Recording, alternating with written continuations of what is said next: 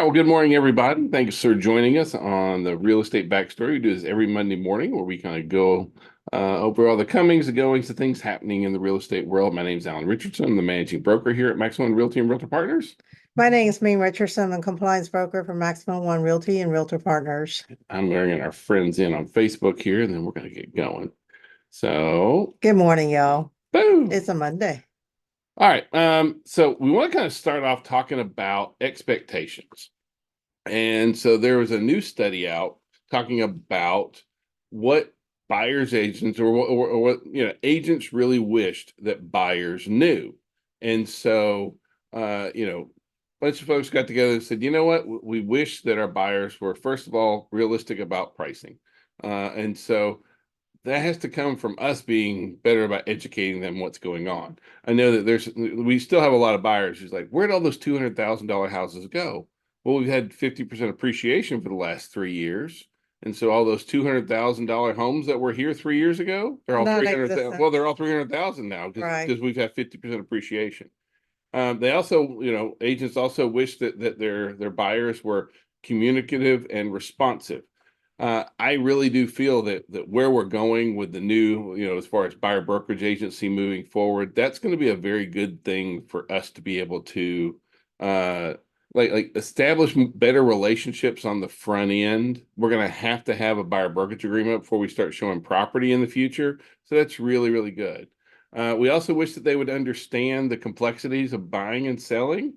However, that's our job, right? And so like we have to be communicating. These are all great topics that we should be talking about on our social media, in our news feeds, that kind of stuff. And then understanding the current market. That's another one that they wish. But again, my challenge here is that what agents really want their buyers to know is what we should be. Actually, this is about communication, Yeah. education. So when you look at all the stuff Alan just mentioned, it actually is our job to make sure that the buyers understand what's the market property, property price.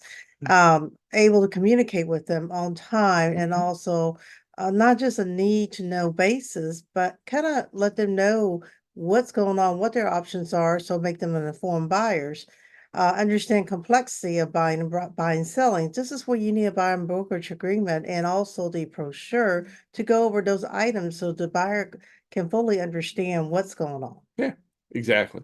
Now, at the same time as we have buyers wanting agents to know, there was a brand new study out by Redfin. I'll go ahead and share this one too, by Redfin, and in which they said, "Hey, home buyers, do you have any idea how much your agent was paid?" And guess what? Mm-hmm. They don't. They don't know. Like they asked our consumers how much was my agent paid for their work, and 37% didn't know.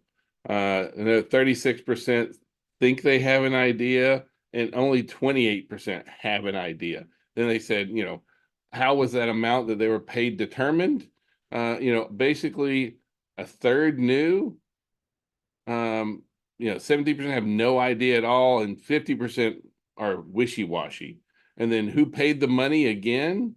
20% of our buyers have no idea, right? And so this is where, even though we know that the lawsuits have created a lot of angst and a lot of confusion and questions.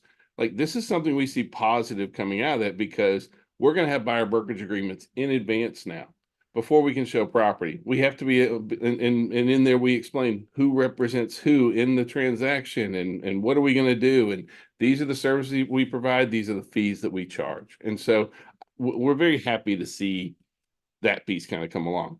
Now, one thing that the National Association of Realtors also did, every year they do this big study talking about the buying and selling process and how satisfied are our folks. And honestly, when it comes down to like, and when you're doing these kind of polls, you're either very satisfied or you're not.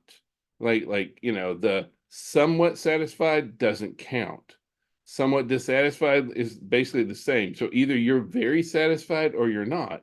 And this is from the National Association of Realtors, and 56% of our buyers are very satisfied.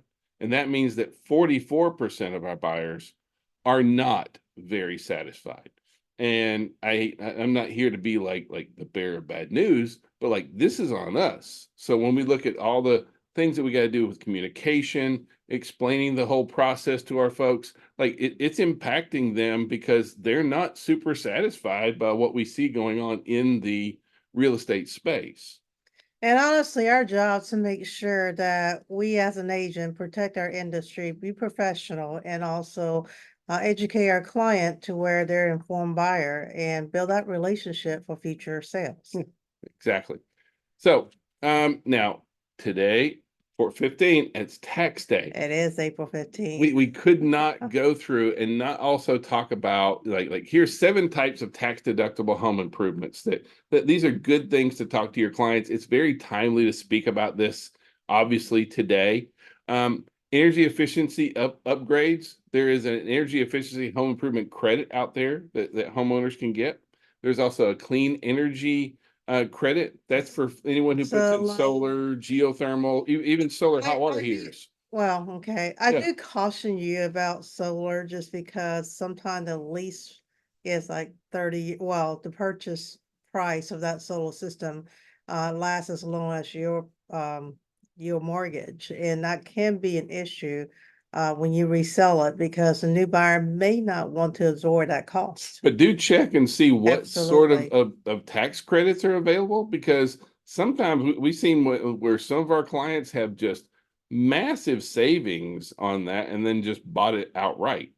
So also, if your clients have a historic home, a lot of times there's a rehabilitation tax credit if you're in a historic an Yep. area that is zoned historic kind of thing. If your sellers or not sellers, if Sellers. the homeowners have any kind of medically necessary, if they need an elevator, if they need one of Handy those that, chair well, things and handy that kind of stuff, ramp yeah, or handicap yeah, accessibility. those you can write off. Right. Home office repairs. So like if you're going and installing a home office in your house, that can count on there. If you have rental property, that one counts also. And then capital improvements. Capital improvements have to be big though. This Mhm. isn't like you've got to go in like add on parts to your house and that kind of stuff. So talk to your tax professional. Ming's an accountant and we don't do our own We don't do taxes, right? taxes. Because There's that, just too many rules and too many regulations, and it changes and fluctuate every year. yeah, So talk to the folks that are in the industry and know what they're talking about. yeah. Now, please, please, please be careful out there.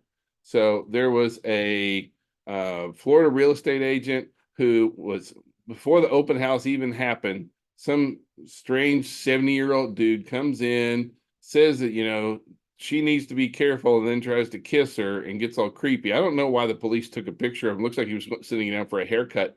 But like this is It's in Orlando. well, I mean, but my point here is there's creepy people everywhere. This is not a Florida thing. I know we all make jokes about Florida man, but this is something we need to take our safety into account.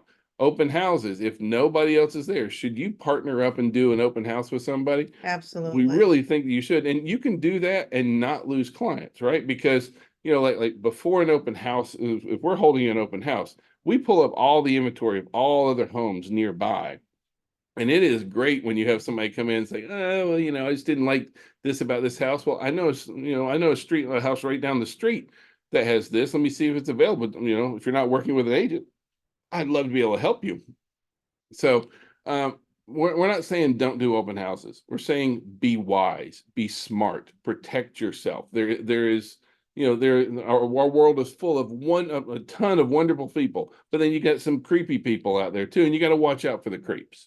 So, all right, They're around. now, so another study came out and said, what is your most common sacrifice to be able to afford buying a home, housing, that kind of stuff? And so the biggest one is people didn't take as many vacations or any at all. But I was really surprised. Some folks are skipping meals. Hopefully that's just skipping meals, going out, that kind of stuff, picking up additional jobs. People are selling my belongings, borrowing money. What I really want you to understand is that even though there is a lot of negative press around homeownership, we know that affordability is a challenge. We know that it's cheap, and honestly, it's cheaper to rent right now in the short term. Um, but folks still want to buy homes. It's Well, that's where still, they're gonna build their equity and their legacy. know, So, that's something like we said before. What is the interest rate on rental? It's 100%. So even though it may be a little difficult right now, but if you ever take Dave Ramsey's class, you understand where he comes from when he says skip a meal, meaning instead go out and spending $50 per meal, you go to the grocery store and get a rotisserie chicken for $6, so that's the difference.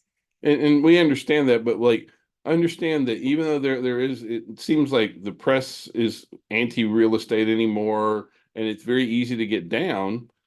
Folks are still really motivated to own a home.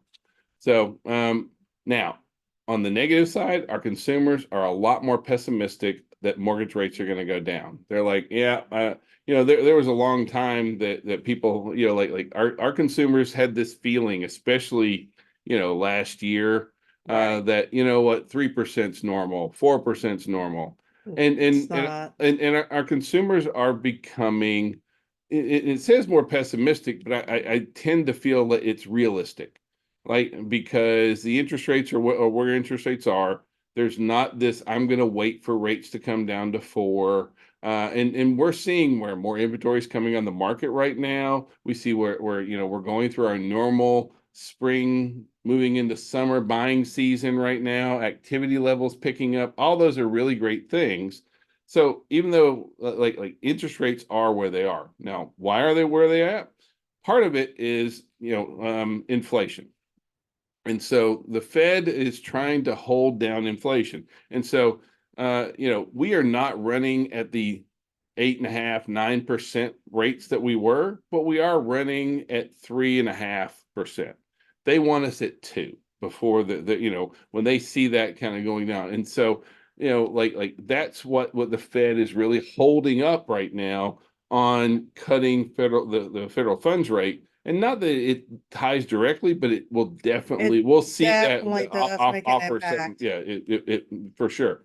Now, part of our problem is that the government, their data is about a year behind when it comes to housing. They have a cost component that's part of inflation. And so you can see that what the government's number looks like is, it shows housing somewhere around 5.8% as far as inflation and inflation costs. But what we're seeing in the rent space is very, very different. We're seeing where rental rates have come down significantly. So that means that inflation really is lower than it really looks on paper. So we know that that's coming. The other thing is that job gains keep going. We're seeing job gains that are really, really strong, which is positive. But from an inflation point of view, as weird as that sounds, the Fed doesn't like a really great jobs report. When the jobs are really, really plentiful, well, on one hand, yes, it makes to where people's paychecks, and for the first time in the last out of the last couple of years, people's money didn't go as far. Now the average person is taking more home than they have in the past, and so on one hand, this is a good thing. However, the Fed looks at that as like, oh no, if people are paying more and making more money, that's going to be more inflation. So that I know it's backward, but it's It's true. a They catch want us, they want to 22. see jobs not as strong. So overall, What we they don't yeah, understand, the disposable income really hasn't increased much yeah, because with the rising cost of food, product, transportation, cost of yeah, living, even, um, even though you may have more quote unquote disposable income, yeah. it does not mean you actually Six, seven have percent, right? more buying power. Yeah. So all in all, interest rates ticked up just a little bit. We're still under 7, and hopefully we are looking for some relief here, but all that's going to be highly tied to it. Luckily, a lot of our consumers are not just as impacted. So right now, our silent generation, our boomers, are least likely affected by changes in mortgage rates. And so even though that we see that interest rates that we feel that that's really driving.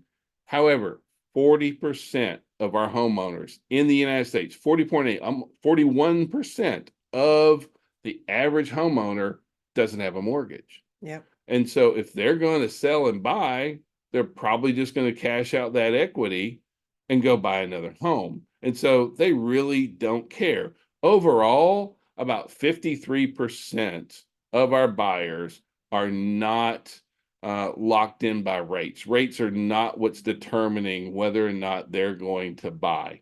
And so that's a very good thing for us to know, is that yes, our consumers are a little bit more pessimistic or realistic, depending on how you want to put it. And then, basically half of them don't care anyway, is where we're at. So don't let that be a factor that kind of drives you. There's Yeah. still transaction activities. It just had Yeah. to be the right one. But now with all this talk about, interest rates and that kind of stuff, the FTC, the Federal Trade Commission, has issued some new warnings going on out there. And that, like last year, there was 26,000 cases of advance fee lending scams. And so we have to make sure that we are protecting our consumers, protecting our clients and our friends. Especially for our folks who are credit challenged. Like there's a process to go through in order to repair your credit. But And this is about scans. So it's kind of like us real estate. We put our house up for market. Somebody go on Craigslist and list it for rent at a very reasonable rate to where entice the client to come out there and basically look at the house, give a down payment, a fake contract for lease. And so they're doing the same thing with people that are say, we have the best interest rate. So before we can even start, you have to give us a down payment. Just so you know, in the mortgage industry, mortgage lender cannot collect any money up front. Okay. So if your client are being duped, so to if speak, anyone tells your client, look, if you'll just pay me $1,000, $1,500, $3,000 up front, I can get you a 3% rate. no. I can get you a 4% rate.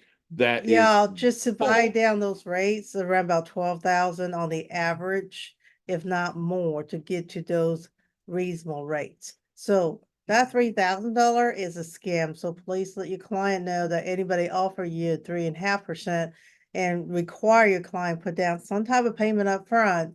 That is a no-no. That is against mortgage law, just so you know. Yeah. Now we do see some, we see some of the builders buying down rates, and a lot of sellers will buy down rates too. That's different. These are folks who are advertising that, I can get you this rate. You just have to, there's an upfront payment, and then they take that upfront payment, and then your client doesn't get a loan. And they're really feeding on the folks who have credit issues, right? Who can't get a really Well, great if rate, you that think kind of about, I stuff. have a credit issue and I can go down to 3 or 4%. Now my monthly payment is more affordable.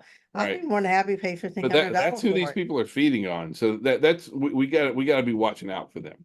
Now, one other caution that we have is the number of affordable rate mortgages of adjustable rate mortgages is going up, ARMs. And like on one hand, I don't hate ARMs, right? I understand that for some clients in certain situations, an adjustable rate mortgage is the right choice. However, if you look back at, like 2004, 5, 6, right before the crash happened, there was a lot of adjustable. I mean, almost over 30% of our mortgages were adjustable rate mortgage. And then when interest rates went goofy, all those folks lost their homes because they couldn't afford them anymore. So we are, I think, just the conservative nature of ourselves, like fixed rate mortgages is a very safe place. It protects your clients from inflationary issues like that, because if your client gets an adjustable rate mortgage, they're going to be subject to inflation. As costs increase, their costs are going to increase. There are some situations where it does make sense, so just make sure that they are well educated. What I don't want is our consumers to see, because on an adjustable rate mortgage right now, you can get in for oh, about a percent and a half lower at the moment, it won't stay that way, right? And so please caution your folks against that, or at least make sure that they have Make sure a that they're lending doing professional. it for a short-term period and they're planning on selling their house at that short-term Well, period. and they have a lender that can really properly advise them what's going on here. That's so crucial. Mhm. All right. Now, small business confidence has dropped. Actually, it's at one of its lowest areas for quite a few years. And I say this because I'm seeing this especially in our industry. So many realtors and real estate pros are just kind of feeling like the media doesn't like us, and everyone wants to blame us for inflation and blame us for home prices and that kind of stuff going on. And it's very easy to take your business and be like pretty down about it. There's a lot of great stuff still going on. If you choose to let that hamper you, it's on you. Don't do that. So like keep your chin up, keep paying forward kind of thing. Well, and also, everybody has different personality, I will tell you that. And so if you feel like the market's shift to a certain extent to where this is not you anymore, totally respect that. Hmm. But at the same time, before you do that, grass is always green on the other side. So please wait out your pros and cons, talk to your broker and also your spheres and see if this is really something you want to move forward. Yeah. So NAR went out and polled folks who bought new construction and said, why did you buy a new construction home? What was important for you to buy new construction? And, 45%, a huge percentage of folks says that they just wanted to avoid problems. They wanted to start off, they didn't want to have to deal with plumbing and electrical and If HVAC you think issues. about during pandemic, there were so much those issues that there were horror stories that being reported about, selling out fixing and the buyer basically got a giant of fixer upper. Yeah. And so, another 26% said, the ability to choose and design the different aspects of the home. I want to be able to use this color. I want this Mhm. countertop. I want these cabinets, that kind of stuff.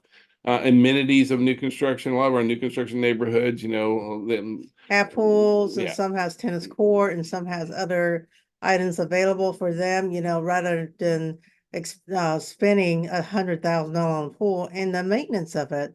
They just feel like I can go anytime. yeah. And one other area is where folks that have lost multiple deals Hmm. out there, at least with new construction, they know, look, I get an accepted offer. The house may not be ready right now, but I don't have to worry about, like competing, fighting. Like We some folks just want to go buy a home. and sometimes we do have during the pandemic we did have some issue with new construction when the completion date was much longer than anticipated due to supply chain, but that's not the case No, anymore. not at all. So, like we love new construction. We think it's a very powerful place to be. Understand that these are the benefits. So like when you're talking on social media, when you're, just engaging with your clients, we also love the fact that several of our builders are buying down rates. We got several builders that are still running a 4.99 and things like that. And that can sometimes be a deciding factor for some folks. So, Well, it's yeah. basically you can afford more house. Instead of Yep. 350, you're now able to afford 375, 380 and have the same monthly payment. So we're seeing inventory in Atlanta really starting to ramp up, and we're really glad to see that. And so part of that is coming because we have a fairly high percentage of mortgage-free homeowners. We talked about the number of folks, 41% Yeah. of consumers, don't have a mortgage, and we have an even higher percentage here in the Atlanta area. And so on one hand, that's partly why we are seeing new listings coming up the way we are. We're seeing inventory increase. Now, with that inventory increasing, there is a new study out and it ranks Atlanta as the number one overpriced market in the United States right now. The one with the market that's at most risk. Now, part of this is like they base their numbers off Zestimates. Zillow's value. So I'm not trying to put too much credence out there, but I do see why someone from the outside could look in and say, Well, what's going on here, kind of thing. and once again, real estate's very much Yeah. local, and if you just take an average without consideration of the locality, then I think you're not really doing yourself a Yeah, service. we haven't seen any prices softening at all, not this year. And we're, now we're heading into the summer, spring buying season. We're not going to, we may see some flattening out later in the year. We're just not seeing it right now. So, Instagram has came out and Instagram themselves came out and did and has been chatting with influencers and people out there. And for years, with Instagram, it's been about quantity, not quality. Quality, correct. And so it's been about volume, volume, volume, post, post, post, post, post, post, post. And Instagram themselves came out and said, look, back it off. It's about quality, not quantity. And so what we want to share with you is like it's not about just dumping garbage into your Instagram feed and stories out there. You want to, one post a day, one post every other day kind of thing. That's where Instagram is really leading to right now. This is a quote from the broke agent. He's a definitely an influencer. He's hilarious too, but he's only posting 6 days a week now. And so it used to be a lot of folks would be posting so many times. Instagram's going to reward you for better quality posts done less often. Now my button. Now as far as investors go, our investors are they're kind of a mixed bag, right? And so about 13% of our investors, said that it's much better. Another, 28% say it is better. About 40% say it's the same. So overall, it is a little bit more optimistic than pessimistic at the current moment. But we are still seeing a lot of investors. We see investors backing off in the Atlanta market a lot more so. And on one hand, we're glad to see that because they really tie in heavily to that first time buyer market. We already have such tight inventory there. So I'm not hating it, but I'm not loving it either, if that makes any sense. So it just kind of is what it is. Now this is a new, so Adam just released that foreclosures have risen in quarter First one of quarter. 2024. And I want you to look, like you have to really squint and look down at the bottom of that page. And when they say it has risen, like it's risen by like a tenth of a point, a tenth of a percentage kind of thing. And when you look at where our foreclosure rates are, please don't let your clients get fooled into feeling like there's this foreclosure. I hate when they put the foreclosure rises in quarter one, and I'm looking at it and I'm like, are you sure that that's risen? Because it seems to be down. And like last time I looked, there was like 8 HUD homes in the whole state of Georgia. We are not seeing foreclosures on the rise. And matter of fact, everybody that I know I mean, like, I don't really, let me rephrase that. I don't know anyone that's underwater, right? I don't know a single soul that is underwater on, and so Are why they would you get foreclosed unicorn? on? Are they unicorns out there? Yes, they are. That's because that they just recently bought and a family dynamic has changed. So, are they just one off? Yes, but overall, as a overall trend, there's not a whole lot of foreclosures. Yeah. And so even if there's one out in the market, guess what? They get snatched up really quick. Well, but there's not many out there. Let your folks know that, for folks like, I'm looking for a foreclosure. Well, good luck. There just are not very many out there, and there's a ton of people looking for them. We aren't seeing any And increase be in it, careful when you look realistically. at a foreclosure, look at the language Yeah. on the addendum because there's got a lot more stickier with a seller. And they are charging the buyer per diem if they don't close Yep. on time. All right. If you need some swag, please go to visit us at max1market.com. And if you have a suggestion or other items that you'd Yep. like to see, please let us know that as well. So on Wednesday this week, we have Code of Ethics. That's going to be over in Noonan. Is that you or Martin? One of us will be Okay, teaching. okay, good, good. Thursday, we have marketing for agents, get set, go. That's going to be in our Carrollton office. And on Friday, I'm going to be teaching making money with real estate investing. That's going to be over at the Fayette Board of Realtors. So also, Maximum on agents. yeah, We have a strawberry picking at the goodness gracious, I just Southern Bell. and it's the best strawberries that you ever put in your mouth. Yeah, they are. So come and join But it's us. yeah. So please come join us for that. So if we can be of any kind of service, please call, text, smoke signals. Have a great week. And if you have time, jump in with us in our accountability. We're fixing to start that up here in just a minute. And you as well. remember, you guys can always give us feedback about our backstory. We'll love to hear from you and see what topics that might be interest you. Yep. All Bye, right, guys. have a good Monday.